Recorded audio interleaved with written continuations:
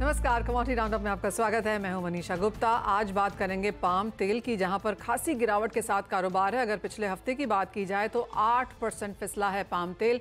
क्या है कारण, यहां से क्या रह सकते हैं फंडामेंटल्स, इस पर करेंगे चर्चा। साथ ही बात करेंगे सोने चांदी की, जहां पर पिछला हफ्ता तो ऑन द स्ट्रॉन्गर साइड था, लेकिन इस हफ्ते की शुरुआत सोने ने 2400 के नीचे करी है और चांदी में तो 1% की गिरावट फिलहाल एशियन मार्केट्स में देखने को मिली है। यहां से कैसी रह सकती है चाल, अगर आप खरीदना चाहते हो तो क्या लेवल्स का इंतजार करें, इस पर भी करेंगे चर्चा। साथ ही बात करेंगे मौसम की, जहां पर स्काईमेट और आईएमडी दोनों ने मॉनसून तो अच्छा जताया है, लेकिन उसके पहले के ये जो 2 महीने हैं यहां पर अच्छी खासी गर्मी है। क्या है यहाँ पर as of now latest forecast और किस तरह की हीट वेव्स और किस तरह के अलर्ट्स हैं आईएमडी की तरफ से, वो भी बताएंगे आपको। इन सब पर बात करने के लिए हमारे साथ हैं all India cotton seed crushers association के चेयरमैन संदीप बजौरिया, जीजेसी के पास्ट चेयरमैन नितिन खंडेलवाल और निर्मल बैंक कमोडिटीज़ के VP head of commodities Kunal Shah. और ब्रेक के बाद हम बात करेंगे स्काईमेट के जीपी शर्मा से। लेकिन शुरुआत यहाँ पर सोने चांदी के साथ कर लेते हैं, क्योंकि बहुत समय मार्च और अप्रैल यहाँ पर हमने लगातार हेडलाइंस बनते हुए देखी हैं। पिछले 2-3 दिनों से लगातार मुनाफा वसूली है और आपकी स्क्रीन पर प्राइसेस भी लेकर आना चाहेंगे, जो कि $2400 पर आउंस के अब नीचे कारोबार कर रहे हैं। कुणाल, कैसे देखते हैं आप 2365 के लेवल्स? फिलहाल अच्छी खासी मुनाफा वसूली फ्रॉम द हाइज। एक हेल्दी करेक्शन तो बाजार को जरूरत थी ही उसकी, और अब जिस तरह का एनालिसिस है कि इंटरेस्ट रेट कट सितंबर से पहले नहीं होंगे, आपको लगता है प्राइसेस वो भी बेक इन कर रहे हैं? I think in short term gold is sell on rise. मुझे नहीं लग रहा है सब $2400 पे $3000 का टारगेट दे रहे हैं। एक बार तो मुझे लग रहा है ये मार्केट में और करेक्शन आएगा और झटका आएगा। सो मुझे कोई बाइंग करने में सेंस नजर नहीं आ रही है। बाइंग लेवल्स अभी वेट करना चाहिए। एक बार गोल्ड पीक आउट हो गया है already as per my understanding. ये जो 2400 फ्यूचर में 2440-50 डॉलर का जो हमने हाई लगता हुआ देखा था, वहां पे गोल्ड पीक आउट हो गया है। एंड आई एम एक्सपेक्टिंग कि ये ग्रेजुअली धीरे धीरे यहाँ से नीचे में एक बार 2290 $2300 तक नीचे जा सकता है। सो ये भी मेरा कंजर्वेटिव एस्टिमेट है। मुझे लग रहा है एक बार 4-5% गिरावट धीरे धीरे गोल्ड में आएगी। उसका मेन रीजन ये है डॉलर इंडेक्स 106.10, यूएस का जो बॉन्ड यील्ड है वो 4.66 चल रहा है as of now 10 year. So fundamental अभी फिलहाल ज्यादा तेजी नहीं। ज्वेलरी डिमांड सबड्यूड है। और जो लास्ट है, जो सेंट्रल बैंक बाइंग, वो नंबर अभी आया नहीं है, बट $2450 पे एग्रेसिव बाइंग आना थोड़ा डिफिकल्ट लग रहा है। सो सब फैक्टर कुल मिला के यही दिखा रहे हैं कि ऊपरी स्तरों से आएगी अनटिल कोई बड़ा जियोपॉलिटिकल टेंशन आ जाता है मार्केट में। अभी आप जियोपॉलिटिकल में भी देखेंगे तो डी एस्केलेशन तो नहीं, पर कोई नया फर्दर वीकेंड में कोई नया major aggressive attack Iran Israel के ऊपर एक दूसरे द्वारा हुआ नहीं है। सो ओवरऑल कुल मिला के सेल ऑन राइस की रणनीति अपनाई है। गोल्ड नीचे जाने वाला है शॉर्ट टर्म में। Again I am saying short term के लिए मुझे गोल्ड में मंदी लग रहा है। लॉन्ग टर्म में कोई मंदी नहीं है गोल्ड में। शॉर्ट टर्म में गोल्ड नीचे आएगा और यहाँ से $2290-2300 की एक्सपेक्टेशन है मेरी। कुणाल, इंडियन मार्केट्स में फिर इसका क्या मायने होंगे अगर हम यहाँ से और $50-60 की गिरावट देखते हैं? तो भारतीय बाजार जो कि as of now just about 72,000 hold कर रहे हैं, यहाँ से किस तरह की गिरावट देखने को मिलेगी? I think Indian point of view से आप देखेंगे तो मुझे लग रहा है एक बार 70,000 तक के लेवल आपको देखने मिलने चाहिए गोल्ड में। और ऊपरी साइड पे जो 2440 2440 का फ्यूचर में जो हाई लगते हुए देखा था, वो ब्रीच करना डिफिकल्ट लग रहा है। सो जियोपॉलिटिकल न्यूज आते भी है तो छोटी मोटी स्पाइक आती रहेगी, वो स्पाइक में बेचिए। अगर आपको M2M देखने का प्रॉब्लम नहीं है तो 2440 के स्टॉक के साथ इवन करंट मार्केट प्राइस पे बेचिए। मुझे वॉलेटिलिटी बहुत ज्यादा रहेगी। आपने बेचा 200-500 रुपये ऊपर जाएगा वो समझ के ही बेचना, पर ध्यान ओवरऑल अभी तेजी का नहीं नजर आ रहा है। ओके, तो एज ऑफ नाउ तेजी नहीं है, भाव बहुत ज्यादा भाग चुके थे, कुछ मुनाफा वसूली तो इन एनी केस बाजार इंतजार कर ही रहा था, और जो ग्लोबल फंडामेंटल्स हैं वो भी अब थोड़ा सा बेरिशनेस की तरफ यहाँ पर इसे पुश करते हुए नजर आ रहे हैं। नितिन जी, स्वागत है आपका भी शो में। आप कैसे देखते हैं सबसे पहले तो प्राइसेस की चाल? देखिए, कुणाल जी ने काफी बातें बताई है, लेकिन 2-3 फैक्टर में रिमाइंड कराना चाहता हूं। पहला तो यह है कि इन्फ्लेशन बढ़ रहा है, तो gold is always hedge against inflation होता है। सेकंड है कि आप अगर इंटरनेशनल पूरे वर्ल्ड की सेंट्रल बैंक की डिमांड देखेंगे अभी चाइना ने 2800 टन इंपोर्ट कर लिया। चाइना का जो हाईएस्ट इंपोर्ट पहले चला करता था 1400 टन था, और इंडिया का 800 से 850 टन था। इंडिया ने भी बाइंग करी है, सेंट्रल बैंक ने, अपने रिजर्व बैंक ने, और इंटरनेशनली इसकी डिमांड काफी बढ़ रही है। दूसरी बात, इसमें जो अभी थोड़ा सा जो पुल बैक दिख रहा है, उसके पीछे मेजर रीजन एक और है कि जो पहले इंटरेस्ट रेट अभी जून जुलाई के अंदर कट होने वाले थे, वो अभी थोड़े से प्रोलॉन्ग होते दिख रहे हैं, क्योंकि इन्फ्लेशन अभी भी कंट्रोल में आया नहीं है। तो ये बात तो तय है कि इंटरेस्ट रेट कट होना है, इसलिए लोगों ने उसके अंदर भी अपनी पोजीशन बनाने का निश्चय बनाया है। तीसरी बात ऐसी है कि अभी आने वाले दिनों के अंदर इंडिया के अंदर सबसे बड़ा त्योहार जो है अक्षय तृतीया का होता है। अक्षय तृतीया के अंदर जो बाइंग आएंगी, मैं तो समझता हूँ बहुत अच्छा है कि ज्वेलर्स लोगों को ये बाइंग करने के लिए बहुत अच्छा मौका है। काफी सारे ज्वेलर्स ने अपने कस्टमर के लिए भी अच्छी स्कीम चला के रखी है कि विच इज लोअर। तो ये सारा देखते हुए जो डिमांड अभी निकल के आएंगी 10 तारीख को अक्षय तृतीया की, ये सारा देखते हुए मुझे नहीं लगता कि लंबे समय तक के नीचे रहेगा। हाँ, 2300 2280 तक का एक करेक्शन इंडियन मार्केट में 71 200 से 71 500 तक के मैं देख रहा हूं, लेकिन ये बाइंग के ही मौके रहेंगे। इसको बाइंग का मौका न गंवाते हुए इसमें बाइंग करना चाहिए।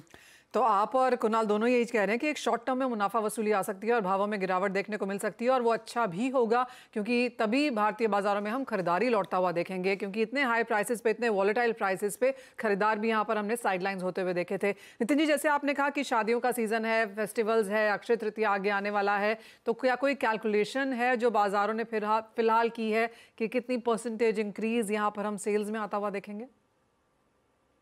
देखिए, ओवरऑल अगर मैं जितने भी लोगों से बात करता हूँ, ईयर ऑन ईयर सब लोगों के इसमें 12 से लेके 20% तक की सेल में सबकी बढ़ोतरी आई है। और यही फिगर आपको वर्ल्ड गोल्ड काउंसिल से मिलेंगे, ये आपको इंपोर्ट पे देखने मिलेंगे। तो ये सारा सिनेरियो देखते हुए मुझे लगता है कि 12 से 20% के बीच में की जो तेजी डिमांड है वो बढ़ते रहने वाली है। और एक दूसरे को देख के बहुत करते हैं, क्योंकि लोग ये फॉलो करते हैं वर्ल्ड की कि सारी वर्ल्ड की जब सेंट्रल बैंक परचेस कर रही है तो कुछ तो है इसमें।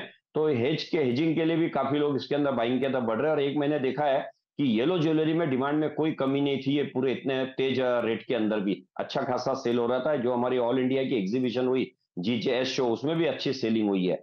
और सेंट्रल बैंक के अलावा अमेरिका डॉलर का जो है इतना सारा बढ़ गया है, ये भी तो करेक्शन होगा जैसे जैसे इंटरेस्ट रेट कट होंगे। तो मुझे लगता है कि आने वाले दिनों में बैच का है, सारे ग्लोबल डिमांड है, इंडस्ट्रियल डिमांड है, टेक्निकली सब देखा जाए तो एक अच्छी बाइंग अपॉर्चुनिटी है और सेल भी अच्छा रहने वाला है। एक फाइनल सवाल नितिन जी, और ये है कि अगर हम ज्योग्राफीज के हिसाब से देखें तो अक्षय तृतीया बेसिकली एक साउथ का फेस्टिवल माना जाता है, लेकिन अब थ्रू आउट इंडिया एक ऑस्पिशियस दिन के लिहाज से हम यहाँ पर बाइंग देखते हैं। तो कैसी बाइंग आप ज्योग्राफिक के हिसाब से देखेंगे, और दूसरा क्या ज़्यादा बिकवाली है, किस तरह की इन्वेंट्री यहाँ पर लोग बना रहे हैं सेक्टर के लिहाज से? क्या आपको लगता है कि बाजन कॉइन्स या स्मॉल ज्वेलरी बेहतर बिकेगी, या क्योंकि शादियाँ हैं तो हैवी ज्वेलरी ब्राइडल्स भी निकलेगा? तो किस तरह की इन्वेंट्री एज ऑफ नाउ तैयार की जा रही है? देखिए, सबसे ज्यादा तो लाइट वेट की इन्वेंट्री होते जा रही है। अभी एक डिमांड ये भी चल रही है कि अगर इतने रेट ज्यादा बढ़ेंगे, ये खाली मैं ऑफ द रिकॉर्ड बता रहा हूं, कि क्या हम एक कम परसेंटेज का लोगों को गोल्ड, मतलब एक 21 22 20 कैरेट की ज्वेलरी भी बनाई जाए। आज तक के हमने किसी ने बनाई नहीं, लेकिन एक डिमांड हो रही है कि लोगों को एक राहत मिले, वेट लाइट हो, फिनिशिंग अच्छी हो, ये सब चीजों के लिए, क्योंकि 20 कैरेट अलाउ है। तो इसके अंदर मुझे लगता है कि आने वाले समय में जो सोने का दिख रहा है कि लाख रुपए तक जा सकता है, तो एक बड़ा मेजर चेंजेस आ सकता है कि लोगों के डिमांड के ऊपर जो अभी 14 18 और 22 की ज्यादा चलती है, 20 कैरेट की ज्वेलरी की भी डिमांड बढ़ सकती है। और दूसरा, लाइट वेट ज्वेलरी की बहुत डिमांड हो रही है। सभी लोगों ने अपने इन्वेंट्री के अंदर लाइट वेट ज्वेलरी, डायमंड में भी even light weight jewellery start कर दी है। और आने वाले सीजन की तैयारी बहुत जोरों से चल रही है होलसेल के अंदर, और रिटेलर्स के अंदर आपस में तो बहुत अच्छी बाइंग हो रही है, क्योंकि ये जो रेट आए हैं, आज सुबह से लोगों ने बताया कि हमको बाइंग करनी है बहुत अच्छे से। ऑलराइट, तो यानी कि बाइंग अपॉर्चुनिटीज़ यहाँ पर अच्छी हैं, नंबर्स स्ट्रॉन्ग हैं, जिसके साथ इंडस्ट्री फिलहाल काम कर रही है। और जैसे नितिन जी कह रहे हैं कि लाइट वेट और लो कैरेटेज यहाँ पर शायद एक ट्रेंड रह सकता है आने वाले कुछ समय में, जिस तरह से सोने के प्राइसेस में इतनी ज़्यादा बढ़त देखने को मिली है। नितिन खंडेलवाल जी, बहुत शुक्रिया साथ जुड़ने के लिए। कुणाल, चांदी अब कैसी नज़र आती है? क्योंकि 29 के लेवल्स तो हमने देखे, लेकिन क्लोजिंग बेसिस पे आते हुए नहीं देखी, और आज तो और भी गिरावट है, करीबन 1.25% की गिरावट के साथ चांदी में कारोबार। यहाँ पर क्या प्राइस व्यूज़ हैं? चांदी में मुझे प्रॉफिट टेकिंग लग रहा है। कोई, जैसे आई एम अगेन मेंशनिंग, कोई मंदी नहीं है। अगर एक साथ 10,000 रुपये प्राइसेस बढ़े हैं तो 2-3 हजार रुपये घटते हैं, उसे हम करेक्शन कहते हैं। तो वो करेक्शन लग रहा है मुझे मार्केट में, और उसका रीजन ये है कि बॉन्ड यील्ड यूएस में लगातार बढ़ रही है और डॉलर इंडेक्स बढ़ रहा है। So with the dollar index at 106.10, with bond yields at 4.66, US की 10-year bond yield last week almost 4.4 थी, वो बढ़ के आज 4.66 है, और नीचे में जो 4%, 4.1% थी. सो अगर इतनी एग्रेसिवली बॉन्ड यील्ड बढ़ती है तो एक बार गोल्ड और सिल्वर में उसका एडजस्टमेंट होना चाहिए, और वो हो नहीं रहा है बिकॉज ऑफ द जियोपॉलिटिकल में हमने सैटरडे संडे को कोई मेजर कॉन्फ्लिक्ट को एस्केलेट होते हुए नहीं देखा है. तो ये हफ्ते में गोल्ड और सिल्वर दोनों में करेक्शन एक्सपेक्ट कर रहे हैं. आप सिल्वर भी अराउंड 80,500 80,000 के आसपास ट्रेड करता हुआ आपको देखने मिलेगा. 82 400 300 के बीच पे बेच सकते हैं. 83,500 का स्टॉप लॉस रखिए और 80,500 या 80,000 के टारगेट के लिए आप वेट कर सकते हैं. ऑलराइट, तो अगर आप ट्रेडर हैं तो बेच के काम करें, इन्वेस्टर हैं तो निचले स्तरों का इंतजार करें, आपको एक और अपॉर्चुनिटी यहाँ पर मिलने वाली है. ये तो बात हुई सोने चांदी की, लेकिन और एक और एरिया जहाँ पर कुछ मुनाफा वसूली, कुछ नहीं, काफ़ी ज़ोरदार मुनाफा वसूली देखने को मिली है, वो है पाम तेल. संदीप बजोरिया जी, 8% की गिरावट पिछले हफ्ते में, 4500 ऑलमोस्ट छूने के बाद 4000 रिंगिट के नीचे के स्तर. इतनी बड़ी मुनाफा वसूली पाम में आप कैसे देखते हैं? इंडियन बायर्स तो खरीद ही नहीं रहे हैं, लेकिन क्रूड में भी गिरावट है, उसका भी असर बायोफ्यूल्स पे तो पड़ा ही है. मनीषा जी, आपने सही कहा. अब मैं गोल्ड सिल्वर देख रहा था कि कस्टमर्स सिल्वर के इतने ऊंचे दाम हो गए तो एडिबल ऑयल सस्ते दाम में उनको मिल रहा है. एंड 8 से 10% की गिरावट आई है पीक से, बिकॉज अब वो रमजान का फेस्टिवल पूरा हो गया है, जो वर्ल्ड में दूसरी डिमांड जो जनरेट हो रही थी मलेशिया इंडोनेशिया से, वो उसके कारण से ये मार्केट में गिरावट आई है. और धीरे धीरे अब थोड़ा प्रोडक्शन भी बढ़ना शुरू होना है मलेशिया इंडोनेशिया में. और तीसरा कारण ये था कि सोयाबीन ऑयल की कीमतें अर्जेंटीना ब्राजील से घटी है, उसका भी असर पाम पे पड़ा है. तो कुल मिलाकर पाम में हमने देखा है कि जो 4400-4500 रिंगिट था वो 4000 रिंगिट आ गया है अभी करंट मंथ में, और आगे के महीने में तो 3900-3800 रिंगिट का लेवल है जून जुलाई में. तो ये देखते हुए कीमतों में अब डॉलर वाइज आप देखें तो ऊपर में हमारे यहाँ अप्रैल शिपमेंट का पाम का सीपीओ का काम हो गया था $1060, और वो आज अप्रैल शिपमेंट का भाव है $960-965. तो 95 से $100 की गिरावट हो गई है प्राइस में पाम ऑयल के. और इसी तरह से सोयाबीन की कीमतें देखें तो सोयाबीन की कीमतें ऊपर में हमने देखा था करीबन यही मई शिपमेंट की अप्रैल शिपमेंट की लेवल जो थी वो 1020-30 के लेवल थी, तो आज वो लेवल आ गई है 960 की लेवल. तो उसमें भी $80 की गिरावट आई है. और सनफ्लावर ऑयल में भी ऊपर में हमने देखा करीबन $980-85 का लेवल था, तो वो अभी करीबन 955 का लेवल आया. तो सनफ्लावर में सिर्फ $30 गिरा है, सोयाबीन में $80-90 गिरा है, और पाम में 95 से $100 गिरा है. तो तीनों ऑयल में ये प्राइसेस करेक्शन आया है जी. और ये करेक्शन अब साउथ अमेरिका में भी सोयाबीन क्रॉप का प्रेशर बढ़ रहा है. तो इंडियन कंज्यूमर्स के लिए अच्छी बात है, it's a big relief to them. And हमारा इंपोर्ट का नंबर जो है वो अच्छी तरह से शुरू है. इंपोर्ट्स मतलब पूरे साल में हमें लग रहा है इस साल के ऑयल ईयर में 164-65 लाख टन का इंपोर्ट हो जाएगा, और डोमेस्टिक प्रोडक्शन हमारा करीबन 100 लाख टन का हो. तो अप्रोक्सीमेटली समझ के चलिए 260 लाख टन की इंडिया में एनुअल डिमांड है वेज ऑयल की.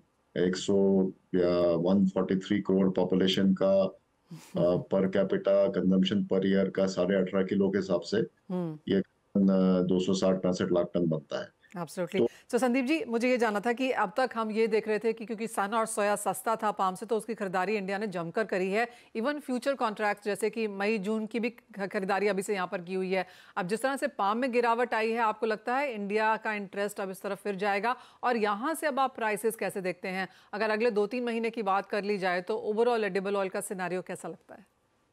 आपने सही कहा कि हमने इंडिया ने जब पाम बहुत महंगा था, जब 44-4500 रिंगिट का रेट था और 1050-60 था, उस समय सोया और सन ऑयल सस्ते बिक रहे थे. तो इंडिया ने अच्छी तरह से सोया और सन का कवरेज किया है अप्रैल मई जून के लिए.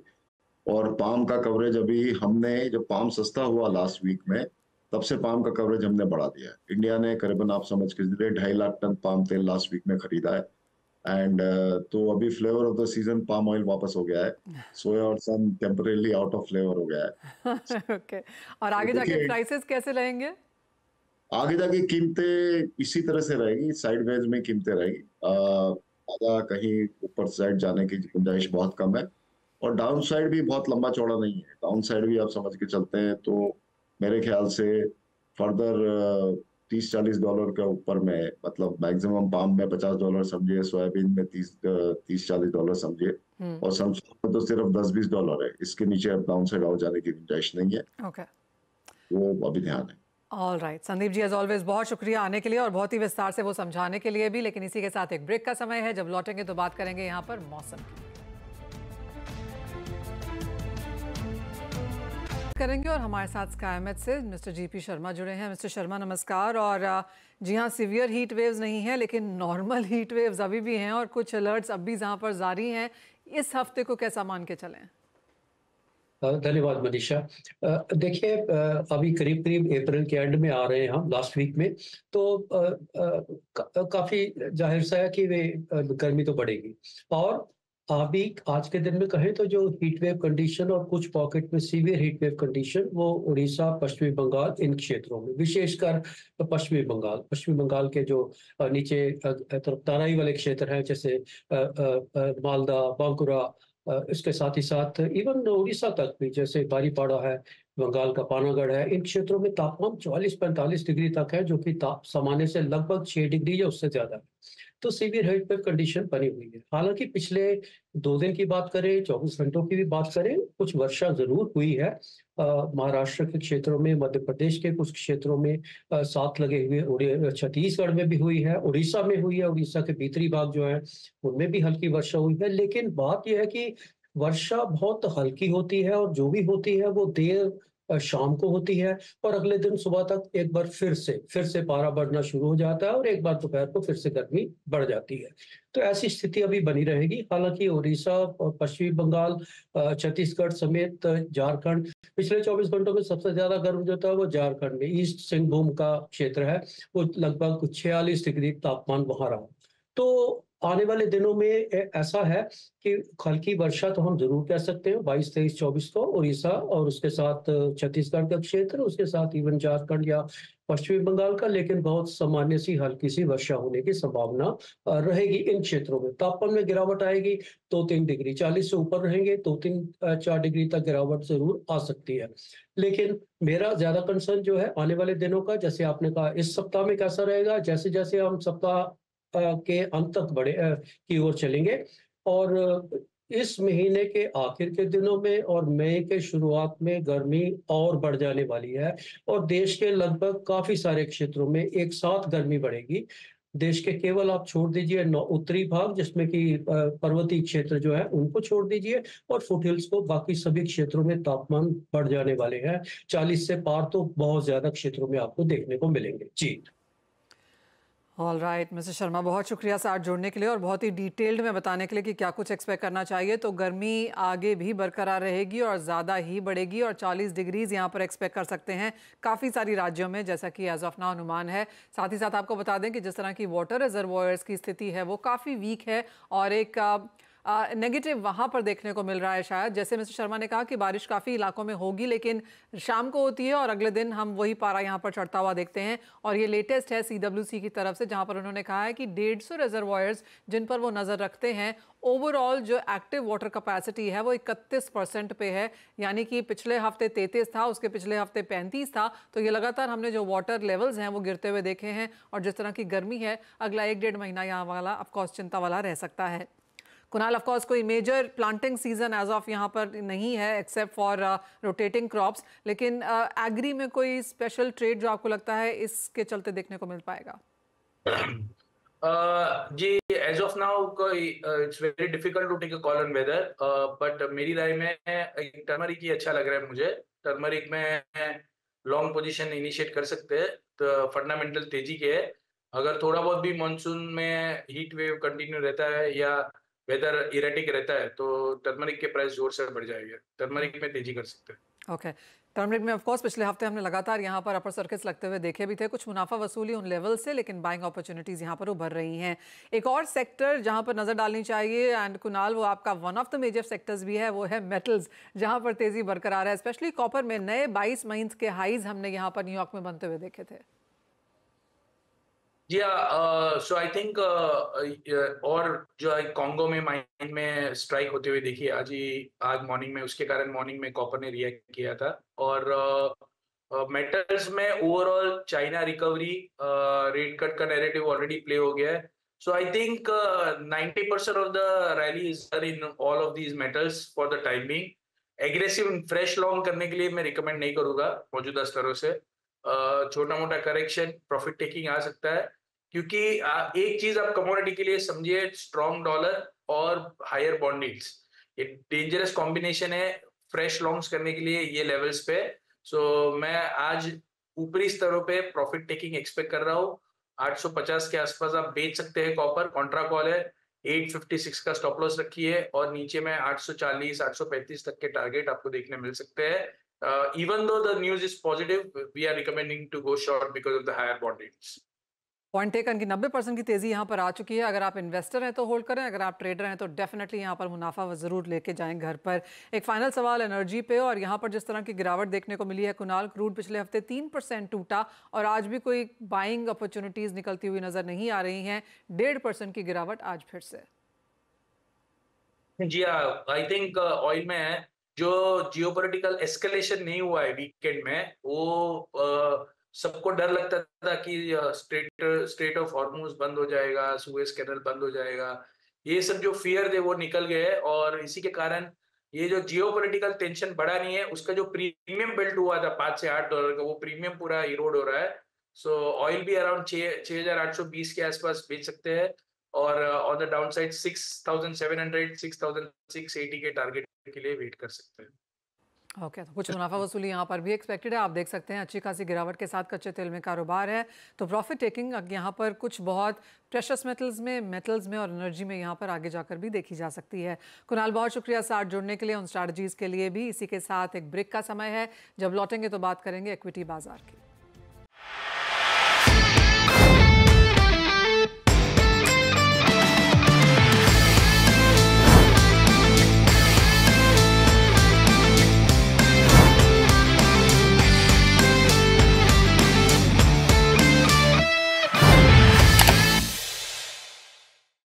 बता दें कि मनी कंट्रोल पर दिए गए विचार एक्सपर्ट्स के अपने निजी विचार होते हैं.